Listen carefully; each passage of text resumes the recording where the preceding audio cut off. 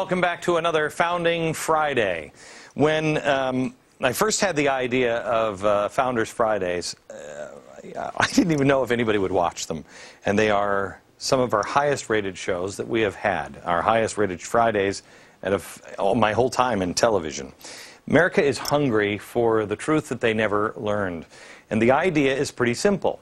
We spend an hour telling stories of our founders that you've never heard before. Have Americans fall in love with the people that started this country all over again. And it's really not that hard to do. Their courage, their determination, their fearlessness, their stubbornness. I fell in love with these three guys. This guy is absolutely incredible. Ben Franklin, there's nobody like him on planet Earth today. George Washington, I hope that we can find our George Washington. Honorable, trustworthy, decent. Samuel Adams, oh my gosh, he'd be in some sort of PC jail now. He's so unbelievably religious and didn't mind anybody saying, hey, Sam, have a seat, stop with the God stuff. Except in his time, really nobody was saying that. I wanted to tell you about history because I've fallen in love with American history. It's the history of our country, and it's not being taught anymore. You want to save our country? You can talk about politics all you want, but you want to save our country, you've got to know who we are. I was out on the road last weekend. I was in St. Louis and Columbus, Ohio. And everybody I met, everybody was talking about Founding Fridays. Oh, the Founding Fridays, man, it's the best. They were talking about history. History. When was the last time that was happening in this country? But there was one show that has stood out in particular to most people on these Friday shows, and I think it's because there's a whole section of our history that has been completely wiped off the face of the earth. It is a story of a group of people that are courageous. They are founders that nobody even talks about anymore. Nobody even knew that they were existing. They did up until around the Civil War. They are our black founders. At first, I wasn't sure how people would react to the show. Quite honestly, after the program, I spent about 20 minutes with the audience, and a lot of them were really hacked off. They were angry that a huge piece of American history had been eliminated. After the show, I talked to a couple of African Americans that work on the staff, and Jack, where's Jack? Is he still here? Jack was talking to me. He's our sound guy, and he said, I talked to my father afterwards, my son. He said, I understand. He said, my son watched the show with me. He said, stood up and swore. He said he doesn't swear in front of his father. He says, I'm sorry, Dad. I can understand maybe why your generation didn't learn this, but why didn't we? People in the audience, and I want to show you a little clip of what happened after the show, couldn't believe what they were hearing. Watch. Liberal Democrats didn't jump on the civil rights train until it became politically convenient to do so. What is this anti-American sentiment that's going on? LBJ and JFK are lauded in the black community, but they didn't support the Civil Rights Act of 1957. How precisely did Woodrow Wilson become lionized by the progressive movement? Well, he didn't like the founders, he didn't like the Constitution. He didn't like the country. Yeah. He was, what, the president of He was president of Princeton. Princeton University. Governor of New York. Democrat. An avowed racist. How exactly did all of this get expunged from history? They've named scholarships for minorities after this man. Oh. And it's infuriating when you think about it. The progressive movement that the evil came out of. And again, you don't know this because Wilson was a propaganda expert.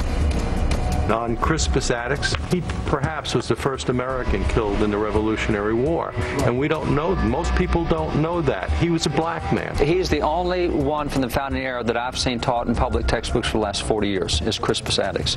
Nobody else. It was an incredible show.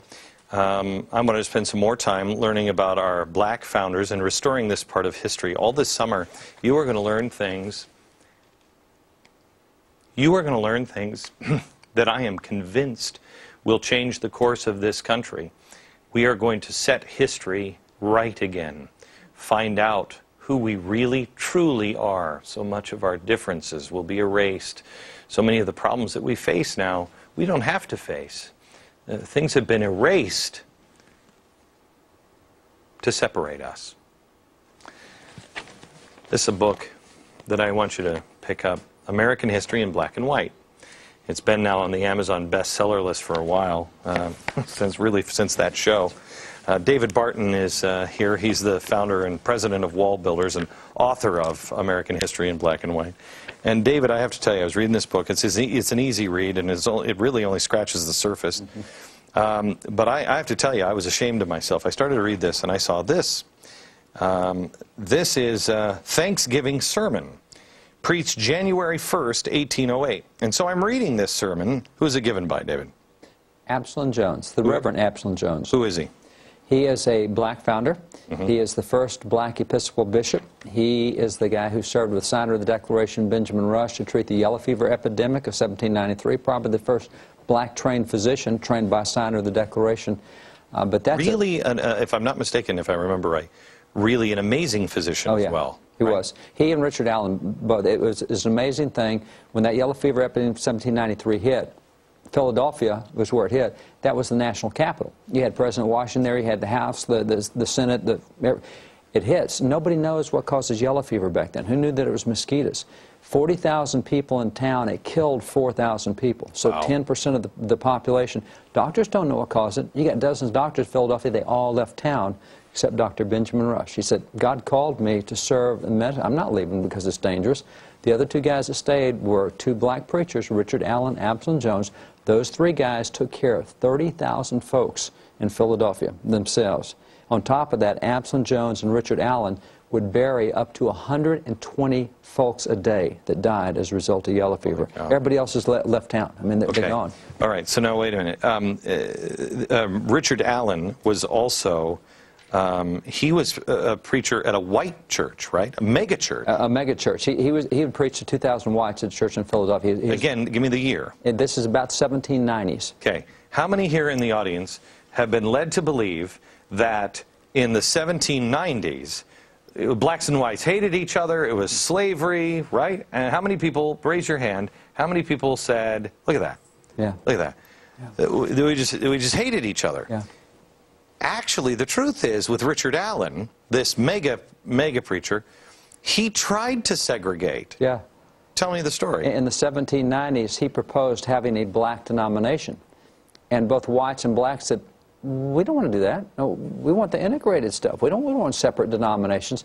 There was finally an overt act of racism in one church that kind of gave him the impetus to go ahead and start a black denomination. But for years, neither blacks nor whites wanted a separate denomination because they worshiped together in those churches in Philadelphia and elsewhere. All right. That's not to say that there weren't racists at the time. No, there absolutely were. There's always racists. There always will be. All right. So I'm reading this book, and I'm reading this sermon. And I have to tell you, I'm ashamed of myself because I come to this part.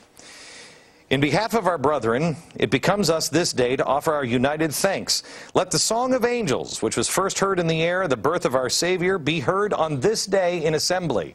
Let us sing psalms to him and talk of all of his wondrous works. Listen to this, let the first day of January be set apart every year as a day of thanksgiving. And when our children shall ask in time to come, saying, what mean the lessons, the psalms, the prayers, and the praises in the worship of this day? Let us answer them by saying, the Lord, on the day of which this is the anniversary, did what? Does anybody want to say? Has anybody ever heard of this? The 1st of January should be celebrated in the entire country every year, and when our children, it should be such a big deal that when our children come and say, what is the meaning of the celebration on the 1st of January? Anybody? One. The Constitution states that not until 1808 can you abolish the African slave trade. So that is the date, January 1st. Abraham Lincoln actually talks about it in hot haste. They put that law into effect. Okay. How many people knew that? Do you know when? Now remember, England is known for abolishing the slave trade peacefully, etc., etc.